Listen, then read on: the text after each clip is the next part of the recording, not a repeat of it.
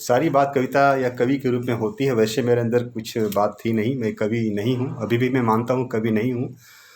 मैं बहुत सारे विषय पर कहानियाँ लिखना चाहता था, लेकिन संयोग रहा कि कहानी मैं लिख नहीं पा रहा था।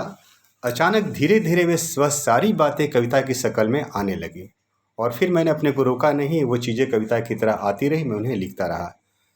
2018 में एक कविता मैंने लिखी, तानाशाह, और मैंने बहुत डरते डरते लीलाधर मंडलोई जी को भेजा पढ़ने के लिए कि पढ़िए इसको और फिर हमें बताइएगा।